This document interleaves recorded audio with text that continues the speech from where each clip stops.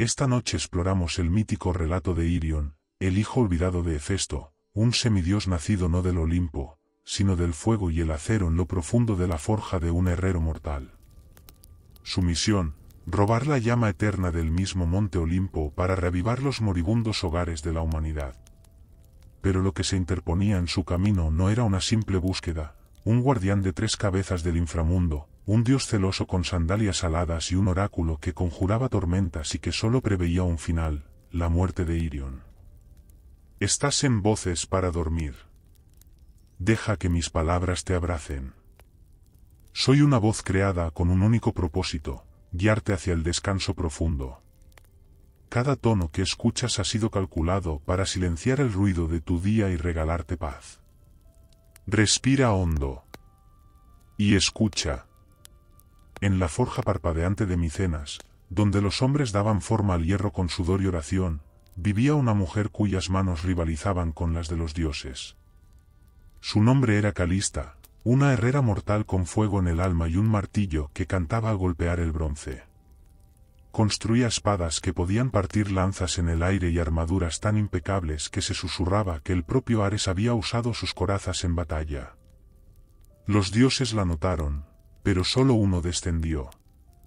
Hefesto, el dios cojo de la forja, el marginado del Olimpo, la observaba en silencio.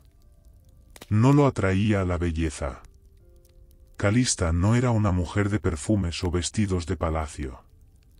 Llevaba hollín como pintura de guerra y olía a hierro y a humo de pino. Pero cuando ella trabajaba, Hefesto veía algo divino en sus movimientos, algo familiar. Una noche, mientras la luna colgaba baja y roja sobre el Egeo, Hefesto entró en su taller, envuelto en humo y sombras. No ofreció regalos, ni decreto divino, solo su presencia.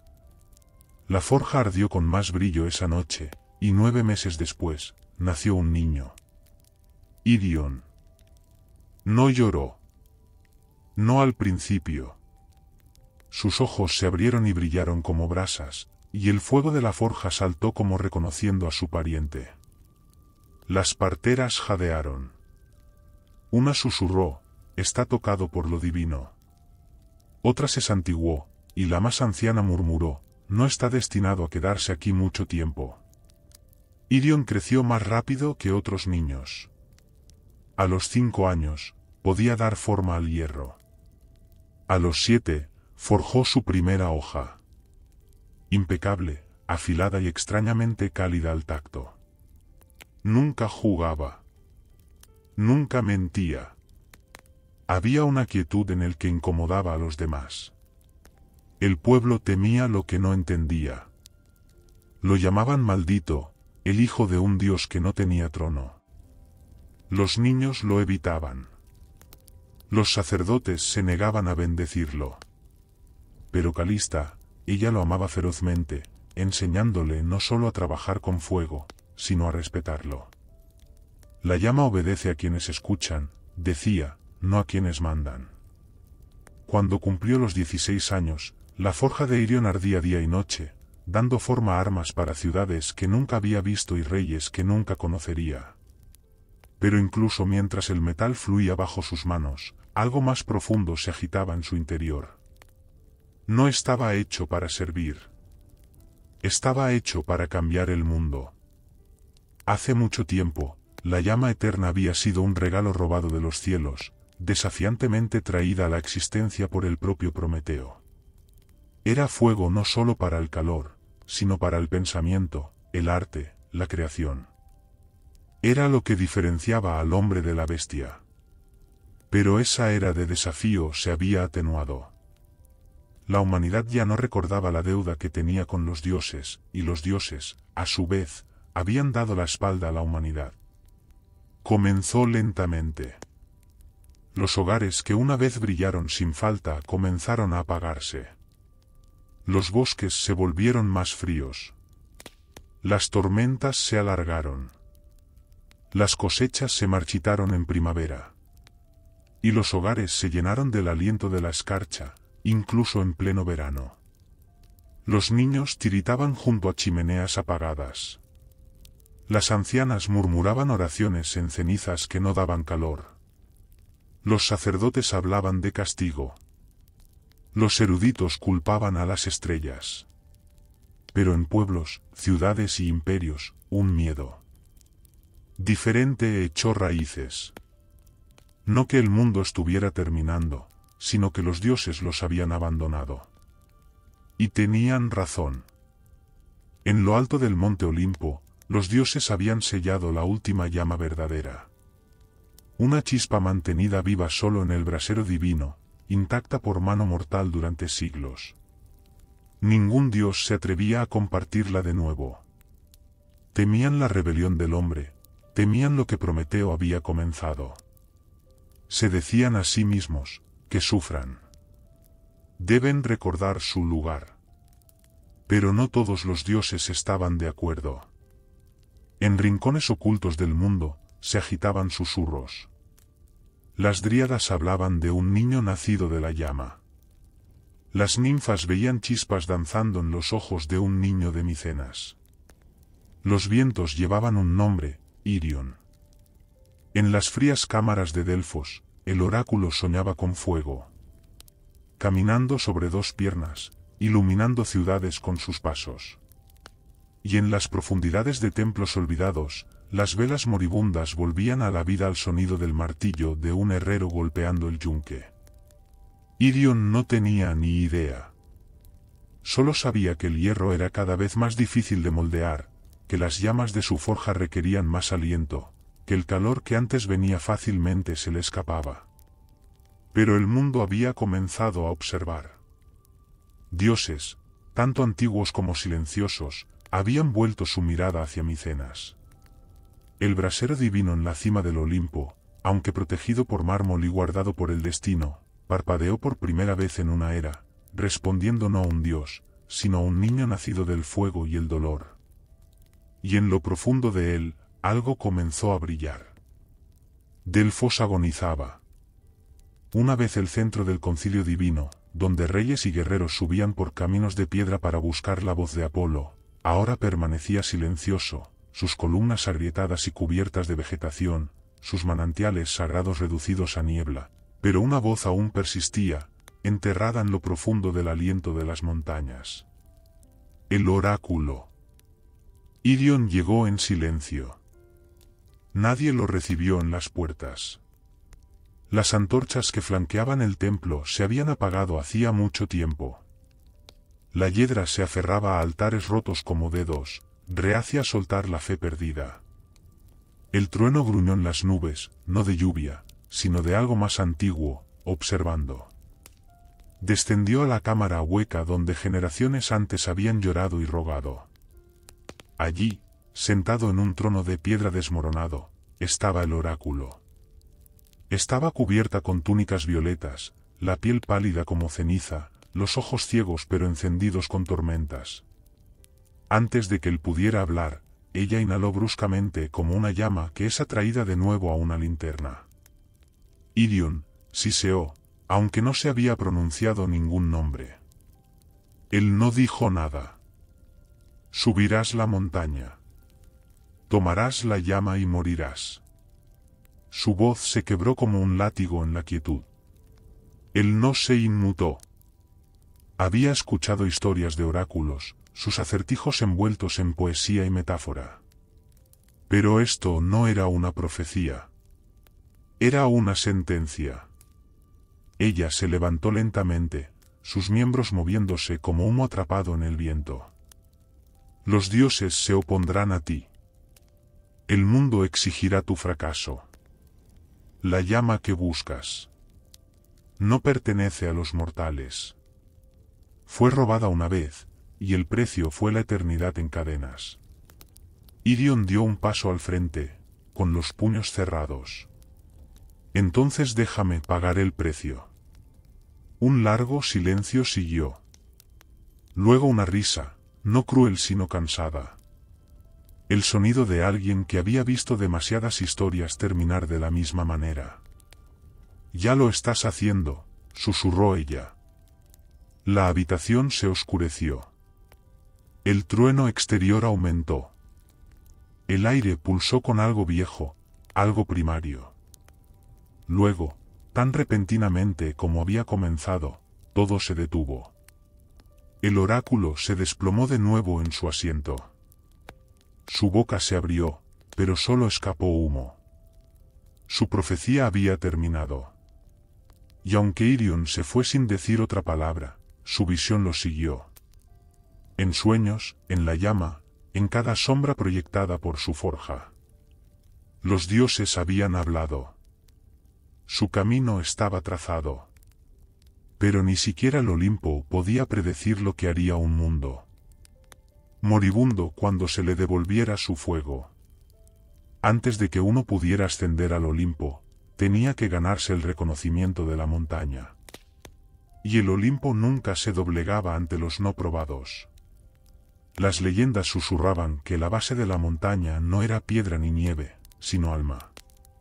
Que debajo de sus cimientos había una puerta sellada por el silencio y custodiada por el miedo más antiguo de la creación, Cerbero, el perro de Hades. Nadie podía pasar esa puerta sin antes tocar la muerte. Irion no lo cuestionó. Había estudiado los mitos como los herreros estudian el calor, de cerca, con cautela. Sabía lo que esperaba bajo las raíces del Olimpo. Pero para alcanzar la llama eterna, tendría que descender, no metafóricamente, sino al mismísimo inframundo. Así que se preparó no con armadura, sino con ingenio. Pasó 3 días y 3 noches forjando un collar, no para la batalla, sino para la sumisión. Estaba hecho de obsidiana, hierro y la última brasa de la forja de su madre. En él grabó 3 nombres, uno para cada una de las cabezas de Cerbero. Los susurró en voz alta mientras trabajaba. Memoria, lealtad, dolor. Al 4.º día, se paró ante la boca sombría de una cueva que, según se decía, conducía hacia abajo para siempre. El viento aquí era frío, pero no pinchaba la piel. Raspaba el alma, y el aire no olía a podredumbre, sino a oraciones olvidadas. Entró más y más profundo. Pasó junto a huesos que brillaban débilmente en la oscuridad, junto a antorchas que se encendían sin llama hasta que lo escuchó. La respiración, lenta, masiva, en capas, como 3 tormentas soñando al unísono, Cerbero. Entró en el claro y encontró a la bestia durmiendo en un lecho de ceniza y hueso, cada cabeza moviéndose a un ritmo diferente. Su pelaje era más negro que la ausencia. Sus ojos estaban cerrados, pero sus orejas se movían. Irion no sacó un arma. Se acercó, se arrodilló y extendió el collar. Luego, suavemente, comenzó a tararear. Era la canción que su madre le había cantado de niño. La que cantaba cuando la noche hacía que el mundo pareciera demasiado grande, demasiado cruel. La cabeza del medio se agitó. La izquierda abrió un ojo ámbar. La derecha gruñó y luego se detuvo. Escucharon, y en ese silencio, Irion le puso el collar. Cerbero exhaló, y la puerta detrás de él se abrió, no con rabia, sino con respeto. Irion había tocado la muerte, y la muerte se había apartado. El camino hacia el Olimpo no era un camino en absoluto. No había señales, ni estrellas que guiaran el camino, solo roca pura, viento cortante y susurros que resonaban de la nada. Irion escaló no con certeza, sino con instinto. Sus manos mortales sangraban. Su sangre divina ardía. La montaña se le resistía a cada paso. Y entonces apareció, no con un rugido, no en un destello de poder, sino en silencio. Hermes, el tramposo, el mensajero, el ladrón.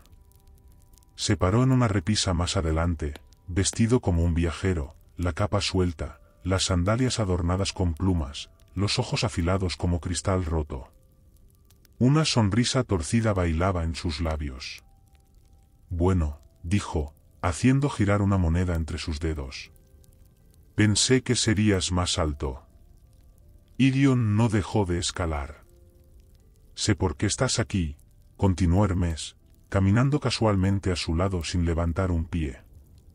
¿Quieres devolverle el fuego a los mortales? dulce, noble, estúpido. Irion hizo una pausa.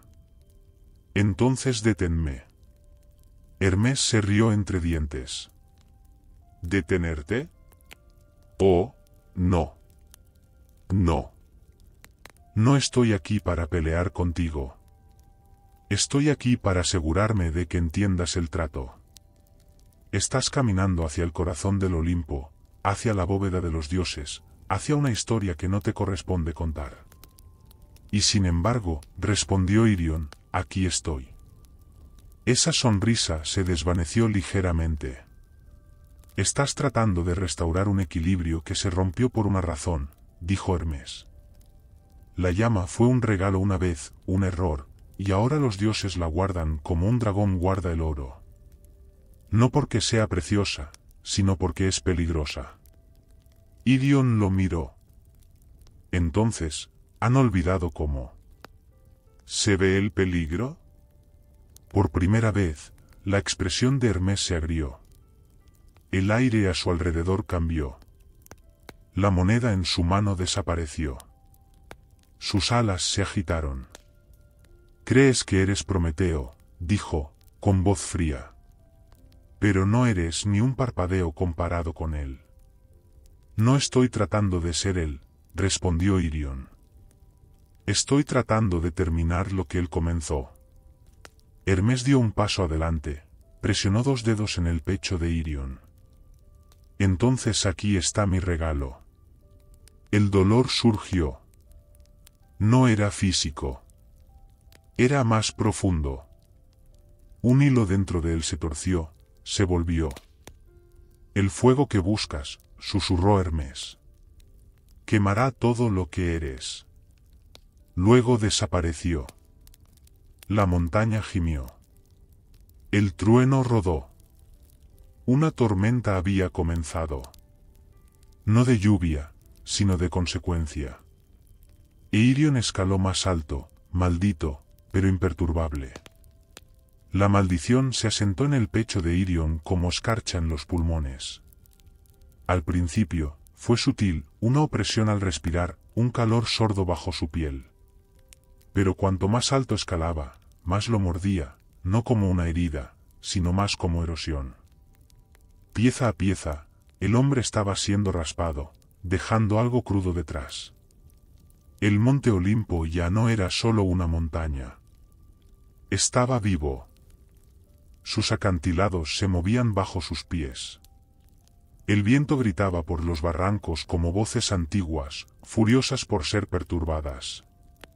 Cuanto más alto ascendía, menos mortal se volvía el mundo. Los árboles dejaban de crecer. Los pájaros dejaban de cantar. Incluso las estrellas parecían retroceder. No había caminos, solo salientes irregulares y caras escarpadas que exigían sacrificio a cada paso.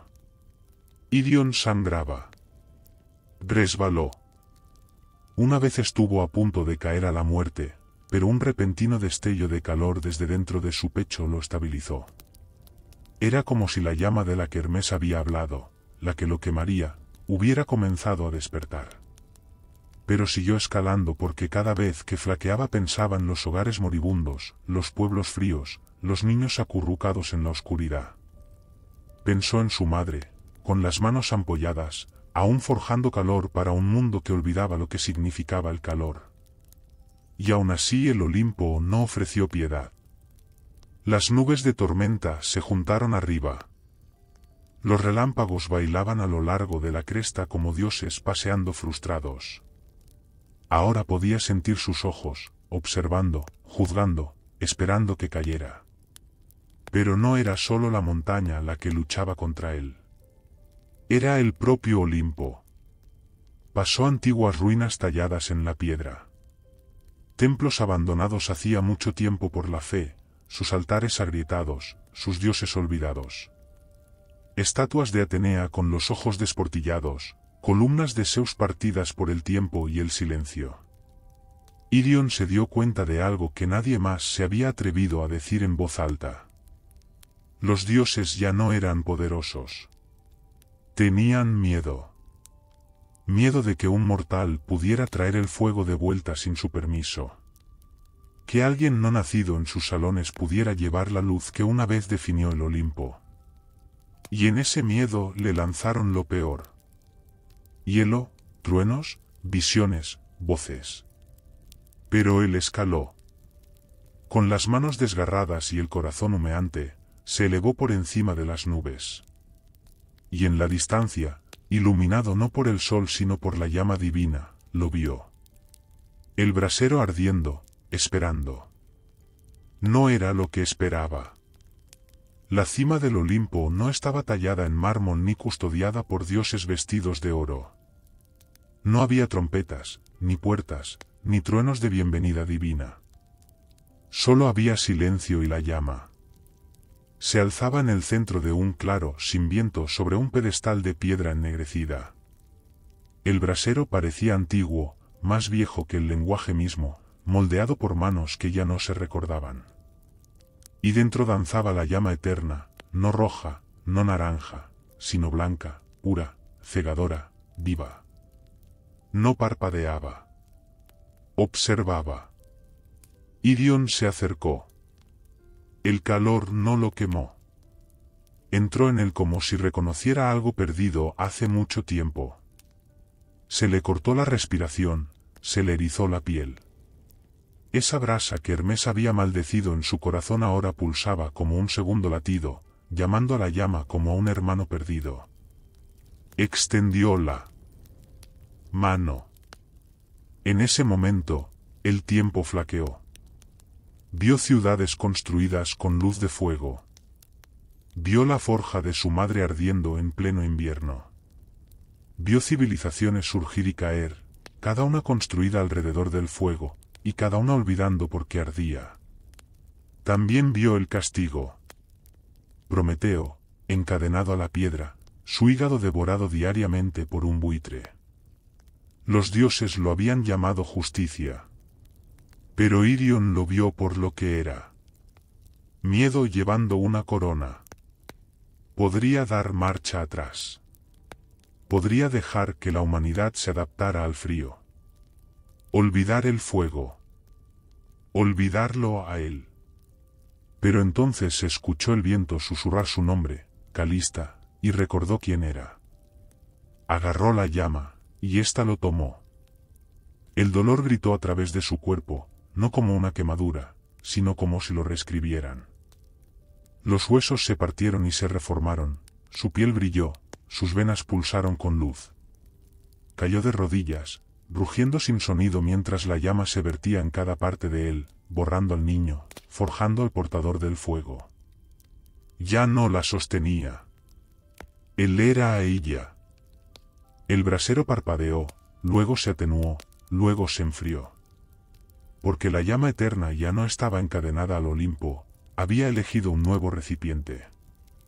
Irion se desplomó junto al pedestal vacío. El humo se elevaba de sus dedos, pero sus ojos brillaban como el amanecer. Apenas respiraba, pero con cada aliento, una voluta de calor se extendía hacia el viento, bajando por la montaña, hacia el mundo de abajo. Había tomado el fuego, pero no para sí mismo, sino para todos. Irion no bajó del Olimpo. Lo llevaba consigo. En el momento en que la llama entró en él, la montaña dejó de resistirse. Los vientos enmudecieron, el cielo se despejó. Incluso la piedra bajo sus pies pareció moverse y guiarlo, no con reverencia, sino con reconocimiento. Ya no era un intruso. Era una antorcha. Su cuerpo humeaba con calor divino. No el tipo que quemaba, sino el tipo que agitaba la vida. Dondequiera que su pie tocaba la tierra, la escarcha se derretía. Con cada aliento, el viento maldito se suavizaba. El aire no olía a humo, sino a renovación, a renacimiento. Pero no estaba completo. Sus extremidades temblaban bajo el peso de lo que llevaba. La llama eterna no era solo fuego. Era memoria. Podía sentir cada chispa que había encendido. La primera hoguera en una cueva prehistórica, la antorcha que iluminó Atenas, la forja que construyó Troya, y sentía el costo de todo ello. Vio las ciudades quemadas en su nombre, los templos levantados, las guerras libradas con fuego robado y ambición. El don de los dioses nunca había sido inocente. Pero esta vez no lo daría como arma. Descendió entre nubes y silencio, pasando junto a estatuas rotas de dioses que alguna vez fueron adorados, ahora desmoronándose en divina decadencia. Pasó la cueva donde Cerbero una vez había custodiado la puerta, pero la bestia se había ido. Como si incluso la muerte se hubiera apartado por lo que Irion se había convertido, llegó al mundo de abajo. Y allí, en un pueblo helado donde los hogares se habían convertido en cenizas hacía mucho tiempo, la gente se reunió a su alrededor, no con miedo, sino con asombro. Él no habló. Simplemente extendió la mano, y una llama danzó desde sus dedos hacia el hogar más cercano. Rugió a la vida, luego otro, y otro. Un coro de calor se extendió de casa en casa, de ciudad en ciudad, a través de tierras que habían olvidado lo que se sentía al reunirse alrededor de un fuego sin antes orar. Irion ardía. Su cabello brillaba como oro fundido. Su piel se agrietaba como obsidiana fría. Se estaba muriendo, pero no desvaneciéndose. Se estaba convirtiendo en otra cosa. No había robado la llama. Se había convertido en ella. Y dondequiera que ardía, el mundo susurraba su nombre. No en adoración, sino en gratitud. Ninguna tumba fue construida para Irion. Ninguna estatua fue tallada. Ninguna canción fue cantada en templos. No hubo procesión, ni luto, ni batalla final para marcar su partida. Y sin embargo, nunca desapareció. Después de que regresaron los fuegos, cosas extrañas comenzaron a suceder en toda la tierra. En pueblos distantes donde ningún viajero había pasado, los hogares se encendieron solos. Bosques enteros, una vez congelados, florecieron de la noche a la mañana. Los herreros afirmaban que sus forjas se calentaban más rápido. Los niños, acurrucados en el frío, contaban a sus padres que veían a un hombre de luz de pie junto a la llama antes de que se encendiera. Nadie podía probar nada. Pero todos contaban la misma historia. Caminó hasta que no quedó nada de él para caminar. Su cuerpo se había agrietado y quemado hacía mucho tiempo, no por debilidad, sino por transformación. Lo que quedaba de Irion, hueso, sangre, voz, se había convertido en chispa, humo, calor, y lo dio todo. La forja de su madre fue el último lugar tocado, viejo, abandonado, sus fuegos fríos durante décadas, hasta que una noche un viajero que pasaba afirmó haber visto a un niño martillando algo blanco y brillante en el yunque. Cuando volvió a mirar, la forja estaba vacía, pero la llama bailaba alta y caliente, tal como solía hacerlo. Dicen que los dioses lo sintieron. Que el Olimpo, sintiendo que había sido despojado de su poder, tembló en su silencio. Pero los dioses no contraatacaron. No se enfurecieron. Porque incluso ellos entendieron, Irion no los había desafiado con guerra u orgullo. Les había recordado su propósito.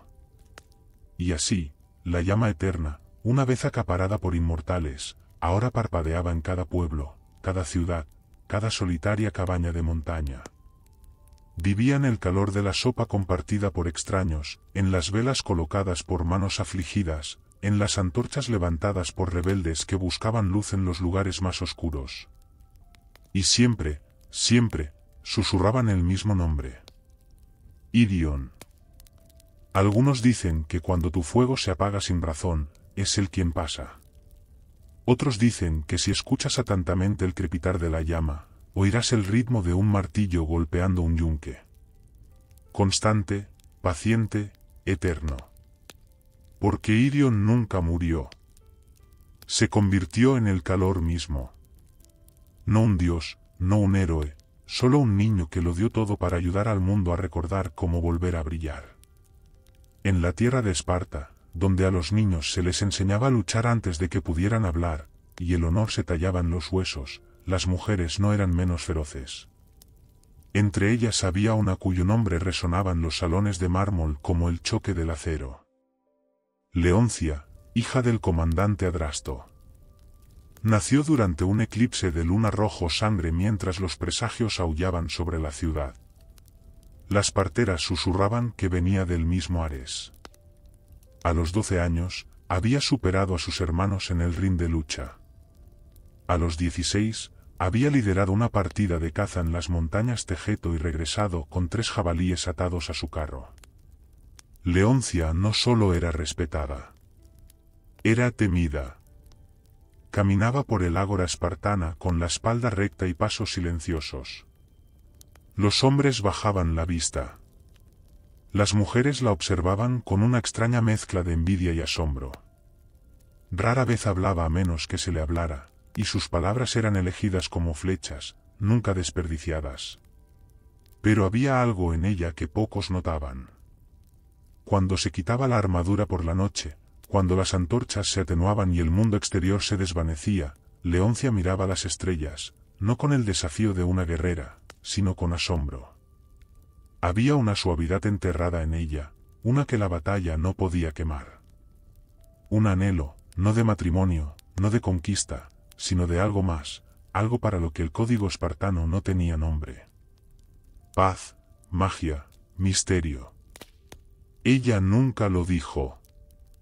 Lo que sabía era esto: cada luna llena, cuando la ciudad se ralentizaba y los guerreros dormían, su cuerpo la arrastraba hacia los acantilados sobre el río Eurotas. Dejaba atrás su lanza, su coraza, su reputación, y se convertía simplemente en una mujer vagando bajo las estrellas, sola. El mundo, pensó, debe ser más grande que Esparta, más grande que las espadas y el orgullo. Lo sentía en su sangre, como una música que no podía escuchar, pero que sabía que sonaba en algún lugar. Y entonces, una noche, bajo un cielo tan plateado que parecía arrancado del borde de una espada, lo vio deslizándose por un estanque inmóvil en una arboleda escondida. Un cisne, inmóvil, observándola, la luz de la luna ondeando en su espalda, hermoso de una manera que ningún canto de guerra lo había sido. Y desde ese momento, la vida de Leoncia comenzó a alejarse de la sangre y la batalla hacia algo más suave, más extraño y mucho más peligroso. La arboleda estaba escondida, intacta por la habitual aspereza de las botas espartanas. Anidada entre 2 acantilados, susurraba algo más antiguo que Esparta, más antiguo incluso que el Olimpo. Los árboles se curvaban en arcos crecientes, sus ramas bajas y plateadas por la luz de la luna. Un lago poco profundo yacía en el centro, quieto como el cristal, y en él el cisne. Sus plumas brillaban como la luz de las estrellas tejida, ni blancas ni grises, sino algo intermedio. Flotaba con el silencio del humo, cortando el agua sin una onda. Su largo cuello se arqueaba con gracia como si hubiera sido esculpido por manos divinas, y sus ojos, dioses, sus ojos, no contenían la salvaje de un animal, ni miedo, solo conciencia. Leoncia se quedó inmóvil en el borde del bosque. Su entrenamiento gritaba precaución. Nada en la naturaleza se movía así. Ninguna criatura se paraba tan audazmente ante un humano. Pero el cisne no huyó. La observó con calma, expectante. Ella dio un paso adelante. Inclinó la cabeza. Otro paso, más cerca. El lago no se movió. Se paró en el borde del agua, el corazón firme pero alerta, la mano apoyada ligeramente en la daga atada a su muslo. El cisne se movió de nuevo, lenta, deliberadamente, hacia ella. Cuando llegó al borde de las aguas poco profundas, se detuvo y bajó ligeramente la cabeza. Leoncia se arrodilló. Había visto miles de cosas en su vida. Campamentos de guerra ardiendo, guerreros ensangrentados gritando a los cielos, terneros recién nacidos jadeando por su primera respiración. Pero nunca había visto algo tan silencioso, tan quieto, tan encantado. Extendió la mano. El cisne no se resistió. Sus dedos rozaron sus plumas. Cálido, antinaturalmente cálido, como si su cuerpo ardiera con la luz del sol en lugar de sangre. Un sentimiento se agitó en su pecho.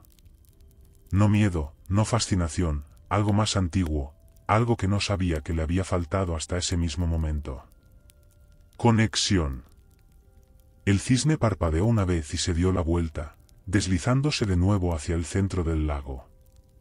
Leoncia permaneció arrodillada, observándolo, insegura de lo que acababa de comenzar, pero segura de que no fue un accidente. La siguiente luna llena regresó. También lo hizo el cisne.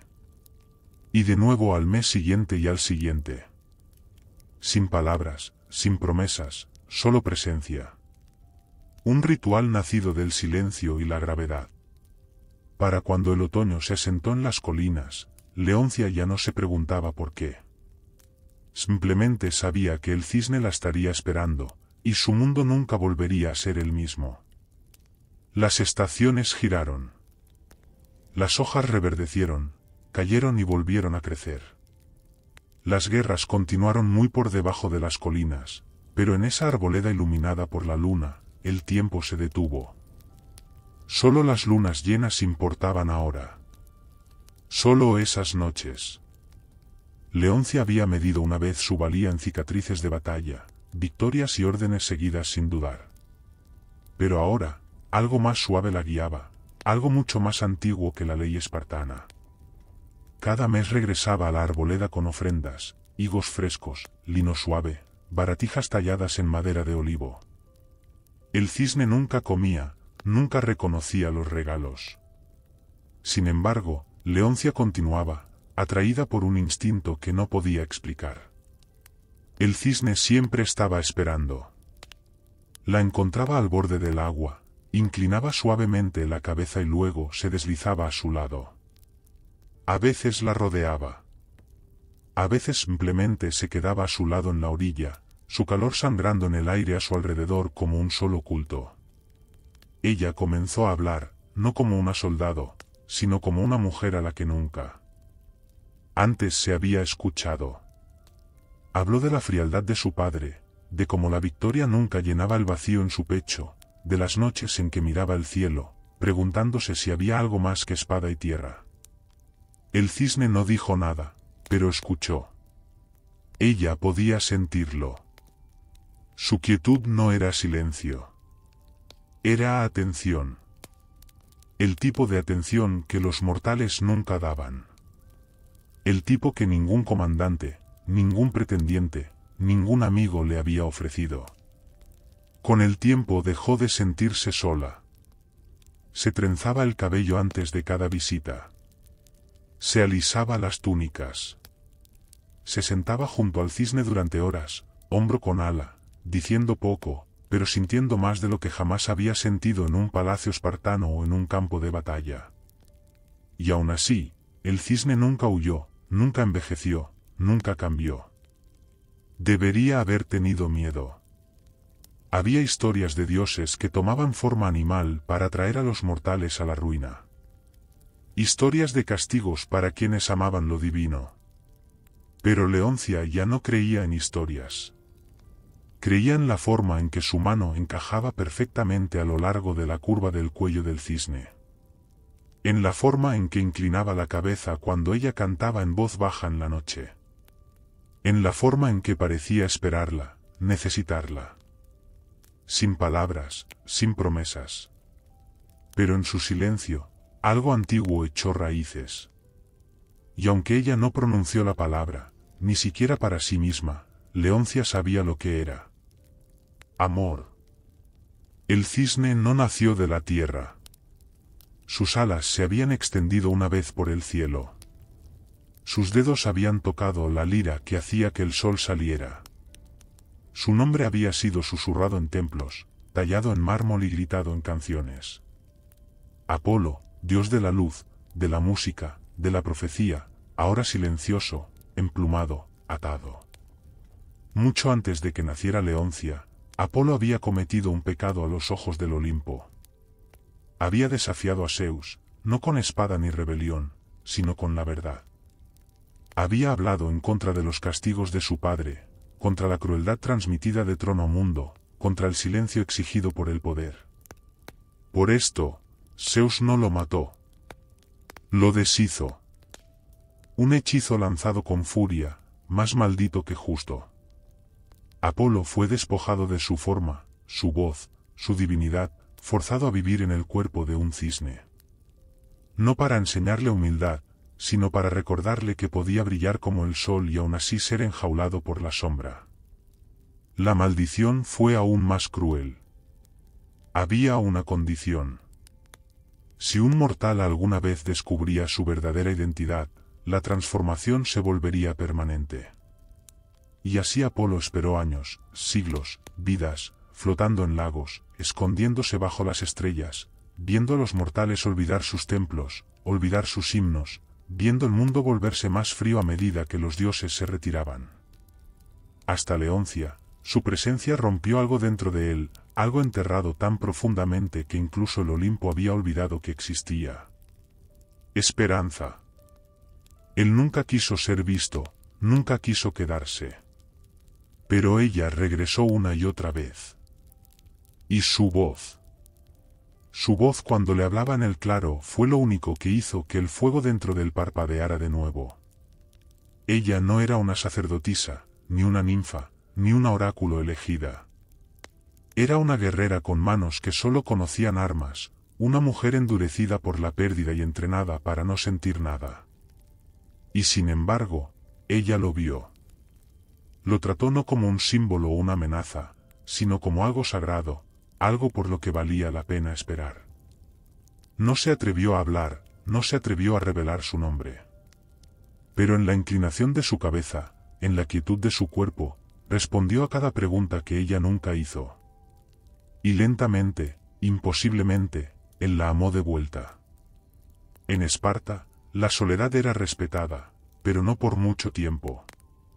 La ausencia de Leoncia no pasó desapercibida. Cada luna llena, ella se escapaba del cuartel, de los campos de entrenamiento, de los ojos vigilantes de comandantes y parientes. Al principio, nadie la cuestionó. Ella era Leoncia, intocable, inquebrantable, la guerrera cuya lealtad estaba grabada en cada cicatriz. Pero Esparta prosperaba en él. Orden, en la disciplina, y el amor, especialmente el oculto, era algo extraño en una ciudad construida sobre el control. Comenzaron los susurros, vaga. Habla menos en el consejo. Entrena, pero sus golpes carecen de veneno. Era cierto. Leoncia había cambiado. Sus movimientos seguían siendo precisos, pero ya no crueles. Su voz ya no cortaba y algo en sus ojos se suavizó. Algunas noches sonreía para sí misma como si guardara un secreto que los propios dioses no podían robar. Su padre lo notó primero. El comandante Adrasto, un hombre cuyo rostro no mostraba suavidad, cuyas hijas estaban destinadas a liderar hombres, no a seguir sentimientos. La convocó una tarde bajo el pretexto de una estrategia. Pero cuando la cámara se vació, habló con claridad. ¿Qué te impide dormir? Leoncia no ofreció respuesta. Su voz se oscureció. No olvides quién eres. Pero ella ya lo había hecho, al menos la versión de sí misma que Esparta había moldeado. Lo que la ciudad había construido en piedra, el cisne lo había tocado con agua, y Leoncia se encontró reacia a volver a ser quien había sido. Aún así, Esparta observaba. Una patrulla la siguió una vez más allá de los muros, siguiendo sus pasos hacia los acantilados.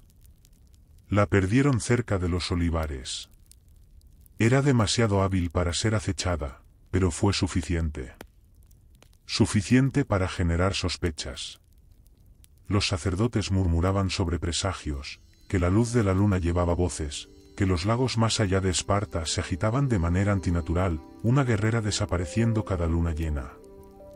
Temían que fuera locura o, peor aún, un dios. Leoncia sabía que los muros se cerraban. que los ojos aprendían a mirar donde antes habían apartado la vista. Que su silencio, una vez fuerza, ahora la hacía vulnerable. Pero aún así lo encontró. Y en esa arboleda donde la luz de la luna tocó la pluma, olvidó el ruido de Esparta.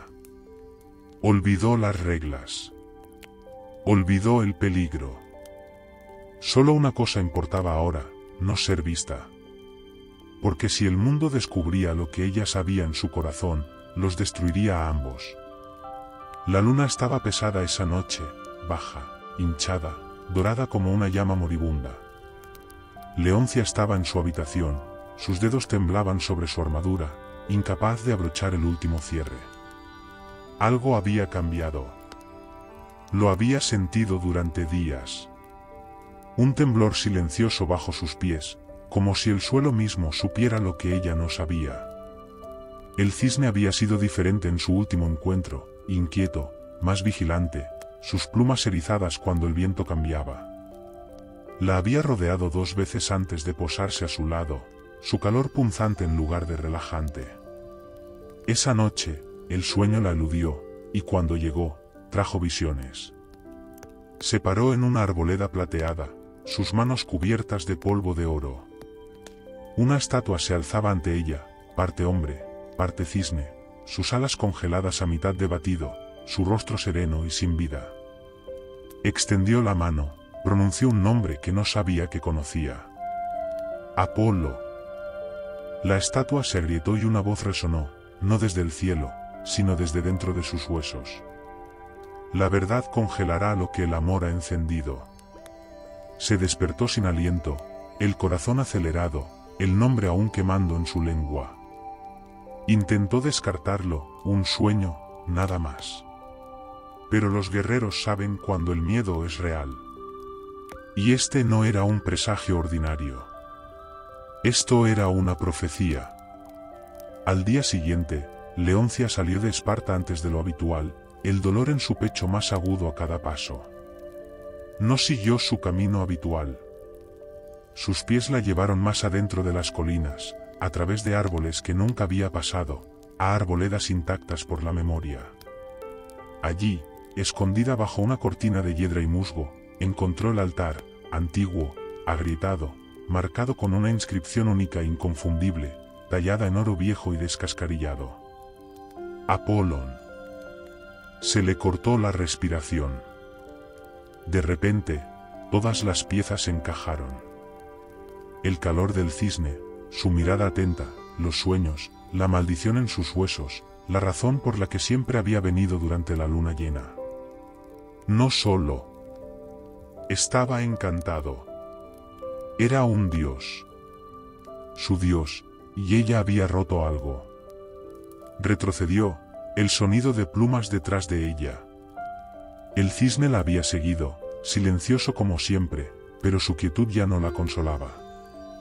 Estaba observando con tristeza, suavemente, como si ya lo supiera, como si la verdad hubiera llegado. Y también el final. La arboleda ya no estaba quieta. El aire pulsaba lento y profundo, como el aliento de algo antiguo que se agitaba en su sueño. La luz de la luna temblaba en la superficie del lago. Los árboles se inclinaban, testigos silenciosos del desvelamiento de un secreto que había sobrevivido siglos. Leoncia permanecía inmóvil ante el altar. El nombre Apolo aún resonaba en su mente como una lanza golpeando la piedra. Se giró lentamente como si al hacerlo deshiciera la verdad. Pero ya era demasiado tarde. El cisne estaba allí, no deslizándose, no grácil, simplemente de pie, observando. Sus plumas ya no brillaban, su resplandor se atenuaba, parpadeando como una llama moribunda. Leoncia se acercó a él, sus labios entreabiertos, sin saber qué decir, sin saber si algo podía decirse. «Lo sé», susurró. El viento se detuvo. Una sola pluma se desprendió de la espalda del cisne, cayendo lenta, silenciosamente antes de desvanecerse en polvo en el momento en que tocó el altar. Y entonces comenzó el cambio. El cuello del cisne se arqueó, no con gracia, sino con agonía. Su cuerpo tembló. Las plumas se desenredaron en arroyos de oro y luz, las alas se doblaron en brazos, los pies palmeados se dividieron en dedos que se hundieron en la tierra, y donde el cisne había estado. Ahora un hombre arrodillado, desnudo, radiante, roto, Apolo. Su cabello brillaba como el cielo al amanecer. Su piel brillaba débilmente, como brasas bajo el mármol. Pero sus ojos estaban atenuados por el dolor, por la inevitabilidad. Leoncia retrocedió, con la mano en la boca. Lo había amado en silencio, y ahora el silencio se había vuelto insoportable. Él intentó hablar, pero la maldición no se había levantado por completo. Su voz se quebró como un trueno en una tormenta demasiado vieja para nombrar. No se suponía que lo supieras, dijo finalmente, con voz apenas más que el viento. Era la única regla. Ella cayó de rodillas a su lado, las lágrimas surcando el rostro de guerrera como ríos por la piedra de la montaña. No quise hacerlo, susurró. Él sonrió entonces, solo una vez, la sonrisa de un dios, no de alegría, sino de despedida. Lo sé. Y con eso, la tierra bajo ellos tembló. Un temblor silencioso. Una sentencia divina pasada sin piedad. Su resplandor se desvaneció, su piel se endureció, sus miembros se tensaron a mitad del alcance. Apolo se estaba convirtiendo en piedra. Y Leoncia solo pudo observar cómo el amor se convertía en leyenda. En el momento en que se pronunció el nombre, la maldición comenzó su obra final. El cuerpo de Apolo, una vez fluido con divinidad, se endureció pulgada a pulgada. La luz bajo su piel se apagó como el metal que se enfría. Su cabello dorado perdió su brillo, endureciéndose en hebras de mármol a medida que la fase final del castigo de Zeus se afianzaba. No habría perdón, ni indulto. Leoncia le tomó las manos, aún cálidas, aún temblorosas, pero podía sentirlo, la piedra arrastrándose como la escarcha sobre la carne. Sus dedos se curvaron alrededor de los de ella por última vez antes de que dejaran de moverse por completo. Ella negó con la cabeza. No, no, esto no puede ser el final. Pero la maldición no escuchó. Había esperado siglos en silencio, paciente y cruel. El pecho de Apolo se elevó una vez más y luego no lo hizo. Sus alas, medio formadas detrás de sus hombros, se congelaron a medio plegar. Sus rodillas, dobladas por el dolor, se fijaron en su lugar. Su rostro, aún hermoso, aún amable, estaba atrapado entre el amor y el dolor. Sus ojos abiertos pero sin ver. Y luego el silencio. Un silencio más profundo que cualquier campo de batalla, más profundo que los momentos antes de la carga. Este no era el silencio de la paz, sino de la pérdida, de algo sagrado destrozado. Leoncia se arrodilló allí, la frente apoyada en su mano ahora fría. Una mano que una vez acunó estrellas, ahora nada más que piedra. Sus lágrimas se deslizaron por el costado de sus dedos de mármol y cayeron a la tierra, una tras otra, lentas y constantes como una marcha fúnebre. La arboleda se oscureció. Incluso la luna, tan a menudo brillante y vigilante, pareció retirarse detrás de un velo de nubes. No hubo relámpagos. Ningún dios apareció porque el castigo había terminado. Zeus había hablado. El cisne había volado por última vez. Y Apolo, dios de la luz, era ahora una estatua de silencio, para siempre congelada en el momento de su verdad final. Leoncia se quedó mucho después de que la transformación terminara, con los brazos alrededor de lo que quedaba. No gritó. No maldijo a los cielos.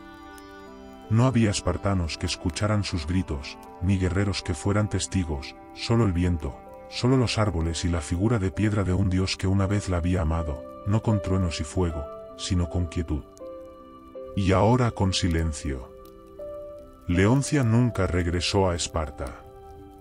Dejó su armadura donde estaba, junto al altar, se quitó la espada, dejó que su nombre de guerra se desvaneciera como humo sobre el lago. La mujer que una vez se había erguido entre reyes ahora se arrodillaba en silencio junto a una estatua que nunca volvería a moverse. La arboleda se convirtió en su mundo. Cada luna llena regresaba, sin perderse ni una sola. No traía ofrendas, ni incienso, ni oraciones, solo a sí misma y un recuerdo. Se sentaba junto a la estatua de Apolo, sus dedos rozando la fría mano de piedra que una vez sostuvo en carne. A veces hablaba.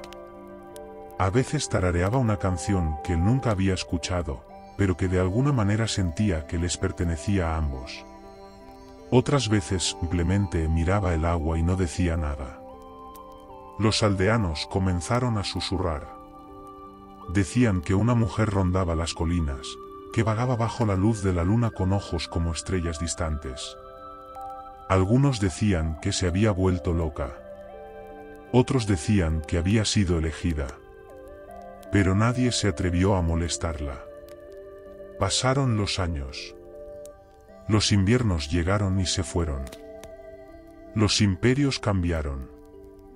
Los dioses se enmudecieron. Pero Leoncia permaneció. Envejeció, pero nunca se volvió frágil.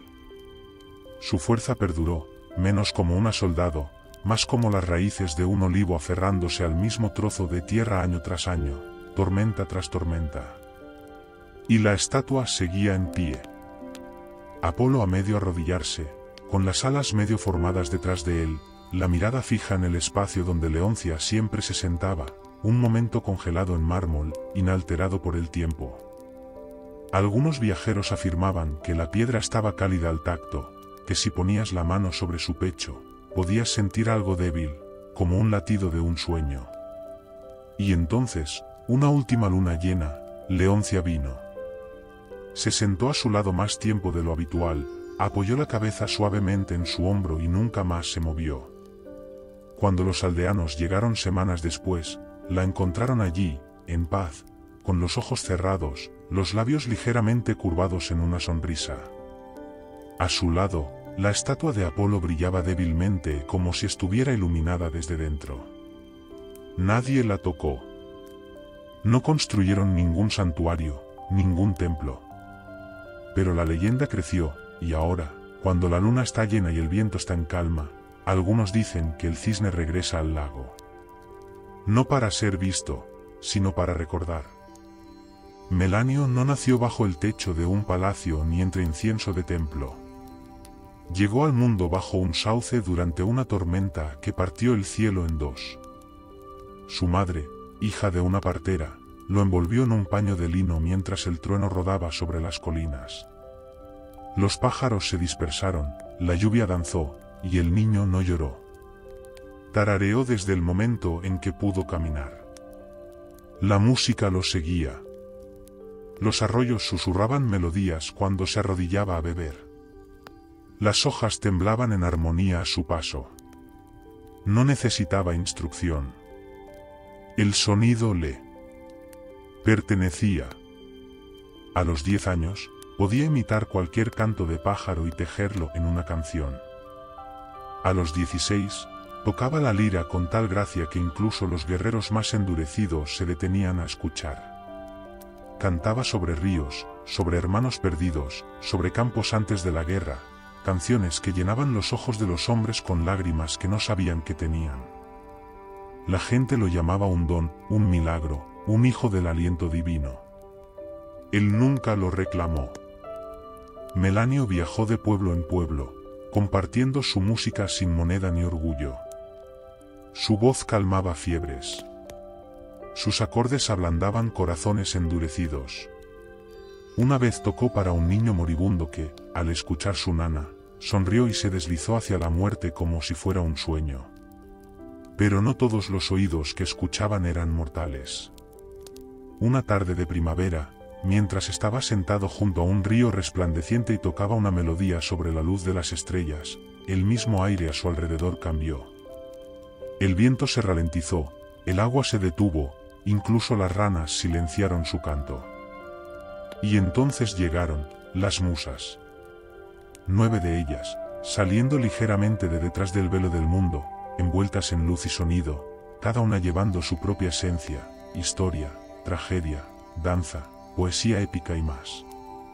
Sus ojos no eran amables, ni crueles, solo conocedores.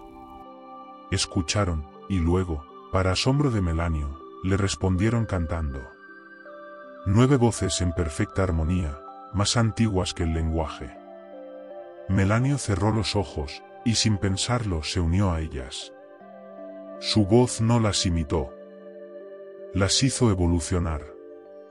Cuando la última nota cayó en silencio, incluso las estrellas parecían más cercanas. Una de las musas, Calíope, la mayor y más severa, le tocó la frente. No eres ordinario, dijo. Eres un recipiente. Y así comenzó la leyenda de Melanio, el bardo cuya voz sacudiría los cielos. A partir de esa noche, Melanio ya no era solo un mortal talentoso. Estaba tocado, marcado, susurrado. Las musas lo habían elegido. En los tranquilos pliegues del monte Licón, donde pocos se atrevían a pisar, lo invitaron a su círculo sagrado. Allí, bajo árboles antiguos y cielos sin nubes por la ambición mortal, Melanio aprendió no a través de conferencias, sino a través de la experiencia. Calíope, musa de la épica, le enseñó a doblar una historia en sonido. Clío le susurró las historias de las naciones al oído mientras dormía. Terpsícore danzaba descalza entre las hojas mientras él tocaba a su lado, sus dedos aprendiendo el ritmo del viento y el cuerpo. Euterpe le puso su flauta en la palma de la mano y solo dijo, escucha. Y él escuchó. Absorbió no solo melodías, sino verdades. El tipo que vivía entre palabras. El tipo que los mortales rara vez notaban pero sentían. En el silencio antes de una tormenta, en el dolor del anhelo, en el jadeo de un niño ante la primera nevada, las musas le dieron no poder sino perspectiva. Y pidieron solo una cosa a cambio. Que cantara para ellos. Ellos refiriéndose a los mortales. Los perdidos, los cansados, los orgullosos y rotos. Aquellos que necesitaban recordar que la belleza aún existía incluso en el sufrimiento. Que la canción podía ser tanto bálsamo como espada. Al principio, Melanio obedeció. Actuó en foros de la ciudad y en campos tranquilos, tocó ante reyes y mendigos por igual. Sus canciones cosieron corazones rotos, agitaron revoluciones, unieron a padres con hijas y a enemigos en una paz incómoda. Pero a medida que su don crecía, también lo hacía otra cosa. La ambición. Comenzó a perseguir sonidos que las musas no habían enseñado, notas que ningún dios había tocado. En las partes más silenciosas de la noche, escribía solo, redactando fragmentos de algo más allá del lenguaje. Una canción que podía doblar el tiempo, calmar el viento y hacer llorar a la piedra. Una canción final. No le dijo a nadie, ni siquiera a las musas, porque una parte de él ya no quería compartir lo divino. Quería superarlo. Y las musas, siempre vigilantes, vieron el cambio, no en sus dedos, sino en sus ojos, la forma. En que miraba más allá de ellas, como si el destino le debiera más que admiración. Y en la distancia, el destino se agitó ligeramente. Porque ningún mortal camina junto a lo divino para siempre sin costo. Melanio se retiró del mundo. Dejó atrás los aplausos, las peticiones, los regalos de los reyes y la adoración de las ciudades. Dejó de actuar en público, dejó de enseñar a sus alumnos, incluso dejó de hablar con las musas. Algunos afirmaron que había enfermado. Otros dijeron que había muerto. Pero en verdad, se había ido a las laderas sombrías del monte Licón, más profundo de lo que cualquier mortal había ido jamás, donde solo los ecos de los viejos dioses se agitaban. Allí, en una cueva revestida de cristales que cantaban al ser tocados por la luz, comenzó a componer la canción final. Le llegó en pedazos. A veces en sueños, a veces en truenos. a veces en un silencio tan profundo que lo asustaba. No la escribió. La encontró como un secreto escondido entre los pliegues de la realidad. La melodía se negaba a quedarse quieta. Cambiaba cuando respiraba, se retorcía con los latidos de su corazón. No era una canción para interpretar. Era la verdad en el sonido. Escuchó el nacimiento de las estrellas en su nota inicial. Sintió la muerte de los imperios en su caída. No era triste. No era alegre. Simplemente era. Trabajó durante meses, quizás años. El tiempo se dobló extrañamente dentro de la cueva. Comió poco, durmió solo cuando la música se lo permitía. Lloraba en un momento, reía al siguiente, como si la canción tocara a través de su alma en lugar de sus manos.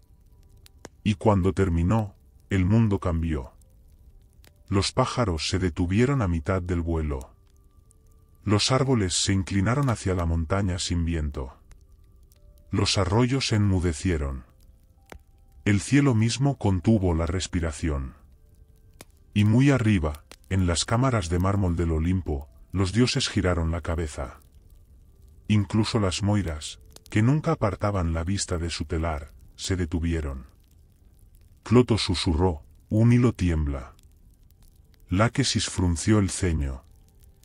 Y Atropos, cuyas tijeras nunca dudaban, las dejó. Escucharon.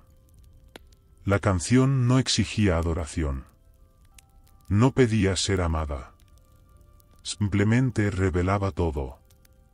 Cuando la última nota se desvaneció, incluso la cueva se negó a hacer eco. Como si el mundo supiera que repetirla sería un crimen. Los dioses esperaron. Las musas esperaron. Esperaban que Melanio regresara para ofrecer esta maravilla al mundo, pero no lo hizo. La escondió. Y al hacerlo, puso en marcha una música diferente, una de silencio y consecuencias. Cuando Melanio salió de la cueva, el mundo le pareció más pequeño. Los cielos, antaño tan vastos, parecían pálidos junto a los ecos de la canción que aún zumbaban en sus huesos.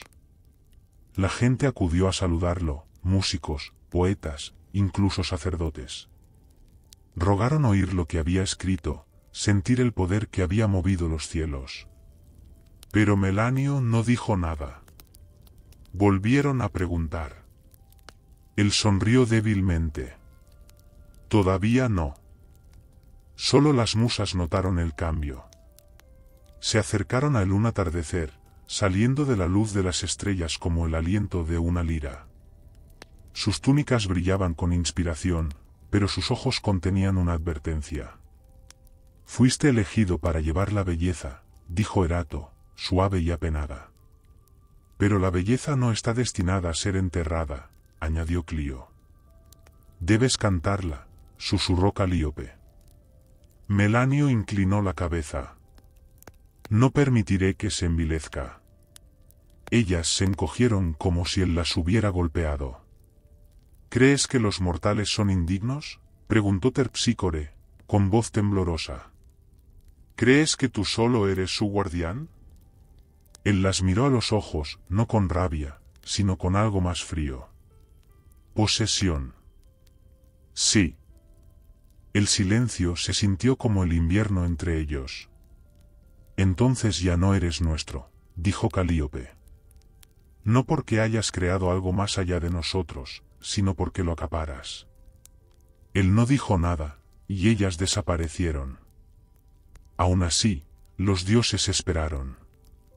Incluso Zeus, que rara vez se preocupaba por los asuntos mortales, detuvo su trueno para escuchar. Incluso Hades. Inclinó la cabeza en las profundidades. Esperaron una sola nota, un susurro, un fragmento. Nada. Melanio mantuvo la canción encerrada dentro de sí mismo. No escrita, no grabada, no compartida. La llamó sagrada, pero las cosas sagradas, cuando se sellan demasiado tiempo, comienzan a amargarse. Interpretó otras piezas. seguían siendo hermosas. Las audiencias lloraron. Las multitudes aplaudieron. Pero él sabía, y también lo sabían los divinos. Faltaba algo. Y, peor aún, algo había sido robado. La canción que podía agitar los destinos, doblar el tiempo y tocar a los propios dioses, estaba enterrada bajo su orgullo. Se dijo a sí mismo que la protegía. Pero las musas, observando desde lejos, vieron la verdad. Había encadenado lo divino a su ego. Y los dioses que soportan la locura, la guerra y la adoración sin pestañear no toleran el robo. Y así, una noche, el viento se detuvo. Las estrellas callaron, y una maldición comenzó a florecer. No con fuego, sino con memoria. La maldición llegó suavemente. Sin truenos, sin la ira divina del Olimpo, solo un sueño. Melanio yacía bajo un cielo abierto, acunado en el mismo silencio que una vez había atesorado. El sueño lo arrastró suavemente a la oscuridad. Y allí, esperando, estaba la canción final.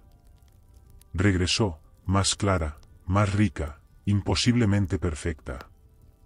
Escuchó notas que nunca había escrito, armonías que aún no había imaginado. Lo elevó a través de las estrellas, lo tejió en los océanos, desenrolló la misma tela del significado. Lloró de alegría, de asombro, de rendición. Y luego el luto, desaparecido. No desvanecido, borrado. Sin memoria, ni una nota, ni un nombre. La melodía que había escrito con su alma, sentida en sus huesos, se había ido como la niebla al amanecer. Al principio pensó que era una cruel broma del sueño. Tomó su lira e intentó recordar siquiera una progresión. Nada. Tocó salvajemente, desafinado, frenético, nada. Esa noche, regresó a su cama temprano, con el corazón latiéndole, y la canción regresó, más radiante que nunca. Cantó con ella en el sueño, con lágrimas en los ojos, los dedos danzando a través de la luz. Se sintió real. Podía recordarla dentro del sueño. Pero una vez más, con el primer aliento del amanecer, se fue. Melanio comenzó a mantener las velas encendidas durante la noche, garabateando notas en la oscuridad. Rogó a su mente que retuviera una frase, un ritmo, una sola imagen. Pero no importaba lo que intentara, desaparecía una y otra vez. Dejó de tocar, se negó a actuar. Las multitudes disminuyeron, los amigos se fueron. Su casa se llenó de polvo y frío, pero nada de eso importaba. Ahora tenía una obsesión. Recordar la canción. Las musas se mantuvieron a distancia, observando con tristeza. Se le dio un regalo, dijo Euterpe, y él eligió enjaularlo. Ahora es el único que lo escuchará, dijo Polimnia. Y nunca lo recordará, susurró Clio. No era venganza, era equilibrio. Melanio escucharía la canción cada noche por la eternidad. Pero viviría solo en sueños. Cada amanecer, se le escurriría de las manos como el agua entre dedos agrietados. Nunca dejaría de perseguirla, nunca dejaría de tener esperanza. Y con el tiempo, la esperanza se pudriría en locura.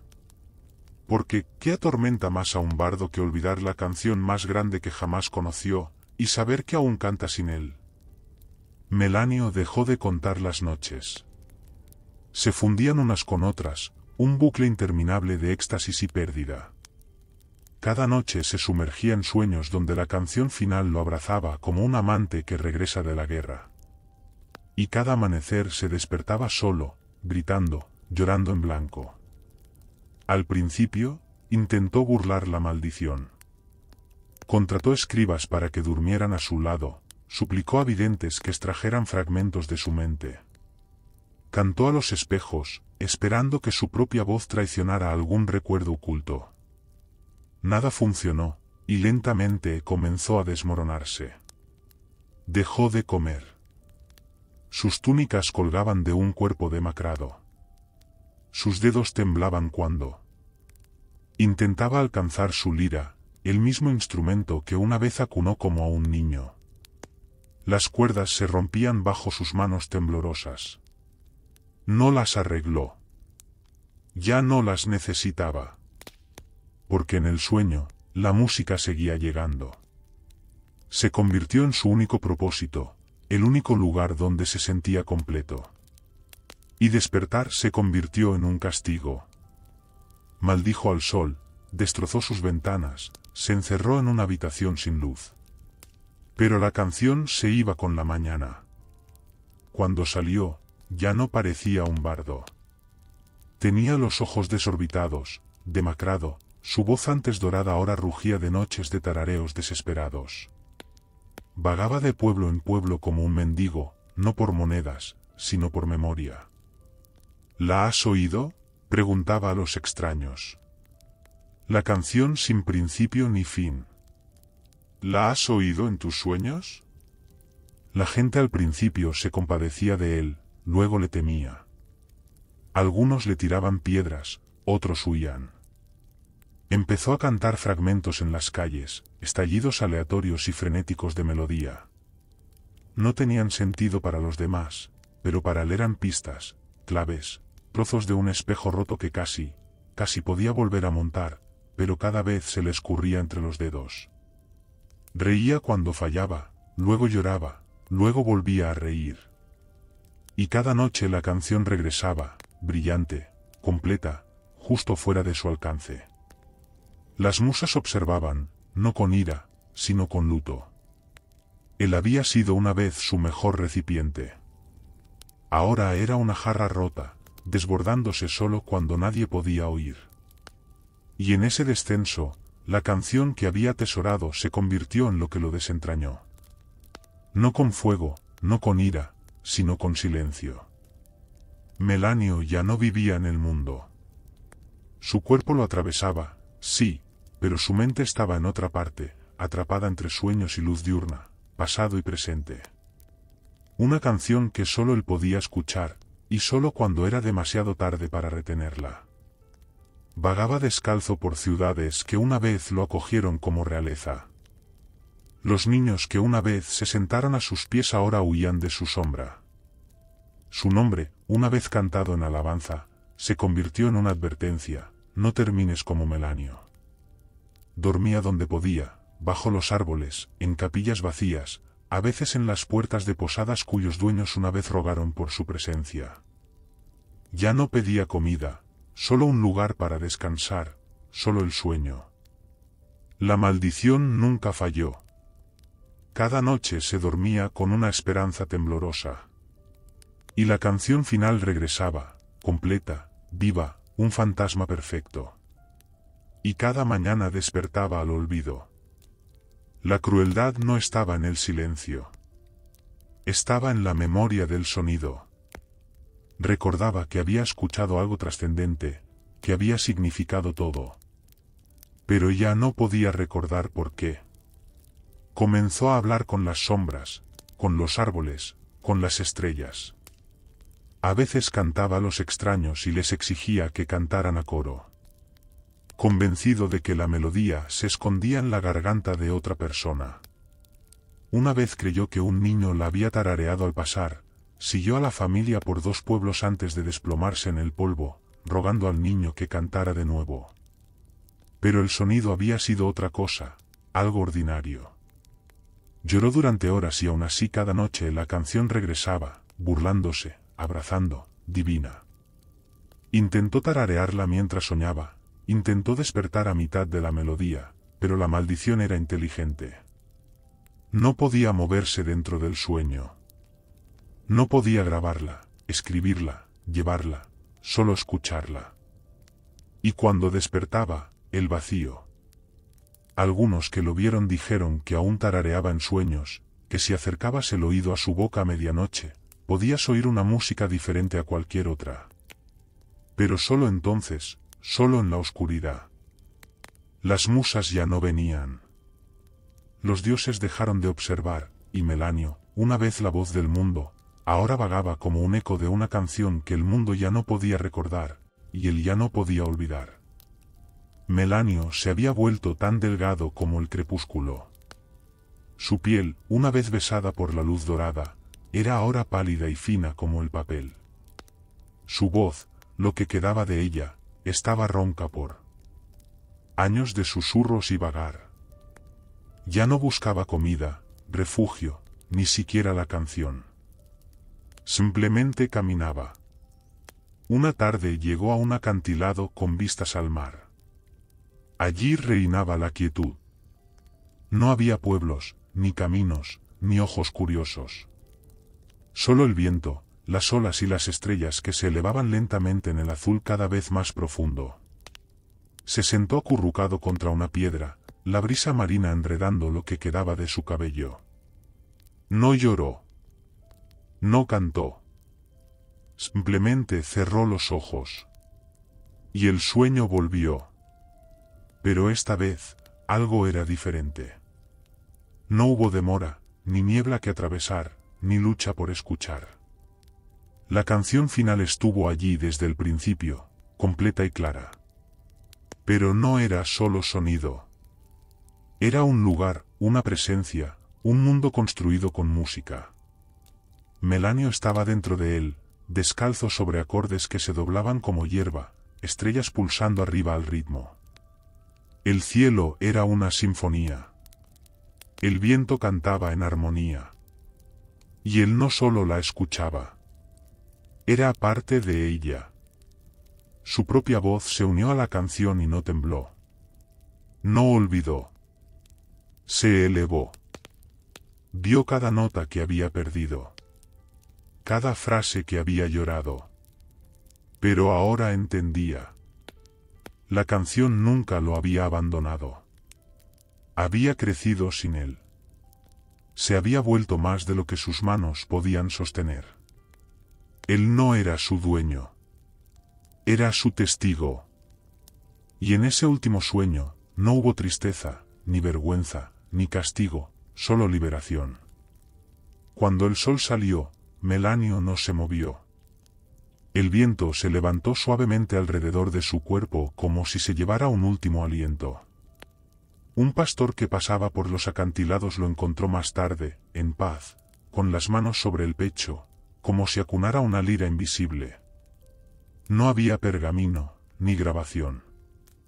Pero sobre él, en lo alto del cielo costero, las aves marinas volaban en extrañas formaciones, casi como si danzaran al ritmo de algo que solo ellas podían escuchar.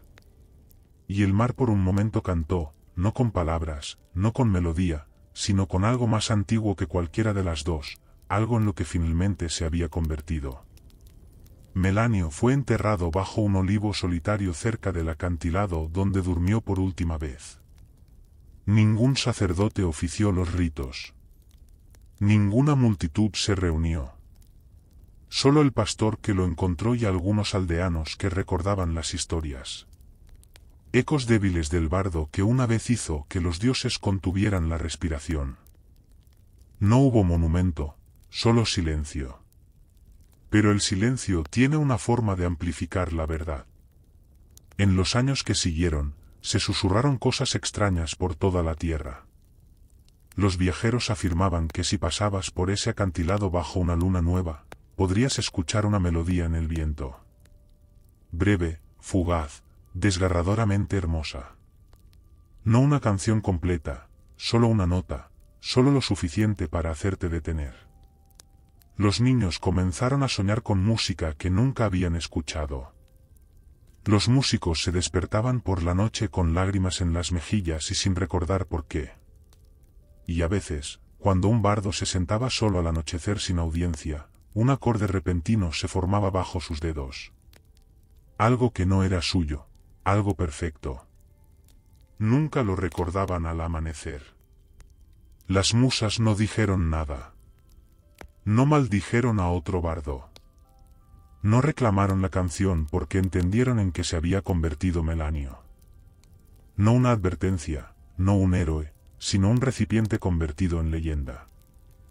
un alma cuyo castigo nació no de la crueldad sino de la negativa, y cuya redención llegó no a través del compartir sino de la rendición.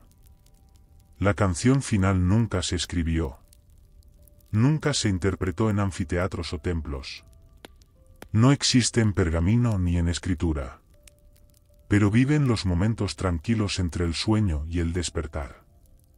En el silencio antes de que un intérprete toque su primer acorde. En la forma en que el mar suena diferente cuando estás de luto. La canción de Melanio se convirtió en parte del mundo mismo, no para ser recordada, sino para ser sentida. Un susurro en los huesos, una melodía sin palabras. Y aquellos que la sienten, aunque sea por un momento, nunca olvidan el silencio que sigue. Dicen que sí. Te paras solo en el acantilado correcto, en la noche correcta, sin nadie mirando y el viento es amable, podrías escuchar un sonido que no pertenece a este mundo. Solo un fragmento, solo un aliento. Y quizás, si escuchas lo suficientemente atento, finalmente entenderás por qué Melanio nunca la dejó ir.